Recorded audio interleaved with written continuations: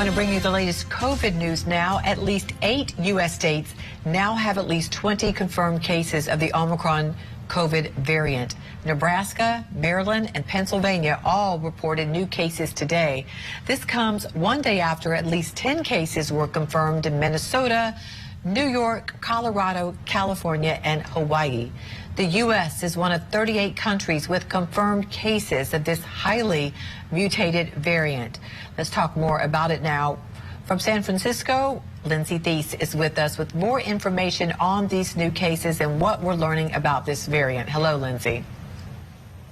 Hey, good evening, Natalie. Well, I think it's really important to note off the top what we are seeing with these new cases today, as well as the case reported late last night from Hawaii, is something called community spread is now happening. So first, to catch you up on some of these cases, we go to Maryland. There, that involved 3 cases that include 2 people from one household. One of them had recently traveled to South Africa, and the second individual lived with them. The person who traveled was vaccinated. The person who got sick, who was living with them, unvaccinated. This community spread case is interesting. The third person in Maryland, not related to these other 2, and they don't have any travel history. All 3 have mild symptoms and they're recovering at home. So let's move to Nebraska. That is a case of a family of 6 who lived in the same household, still live in the same household, and one of those individuals, fully vaccinated, traveled to Nigeria. That's in the western part of Africa. And though that individual is fully vaccinated, they got symptoms after returning back to the States and initially testing negative, then tested positive. The other 5 who lived with this person are not vaccinated. All of them are described as having mild to moderate symptoms. And as we mentioned, as we're talking about community spread, you take that Hawaii case, that person also has mild symptoms, but had not traveled. So what does all of this kind of tell us about Omicron?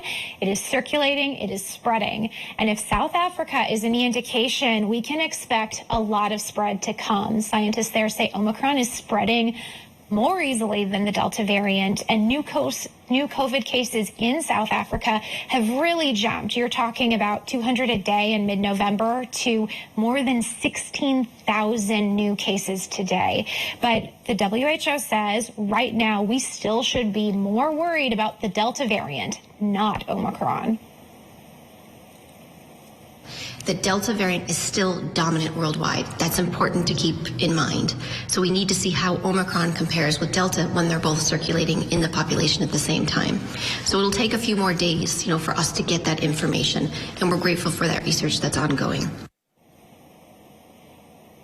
So there's also this possibility that these cases of Omicron right now are undercounted. Part of that is because some of those symptoms have been described as moderate or mild. So doctors that I've been speaking with today are really worried, including those who are scientists in the labs that are detecting COVID. They think that some individuals may have COVID with this Omicron variant and have mild symptoms.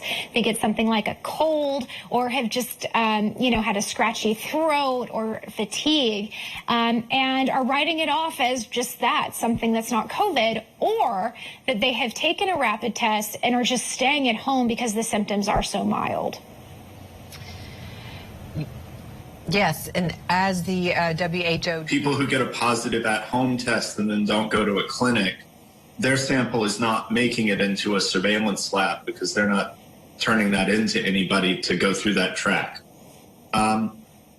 But I think that overall, there are multiple different places that people can get tested.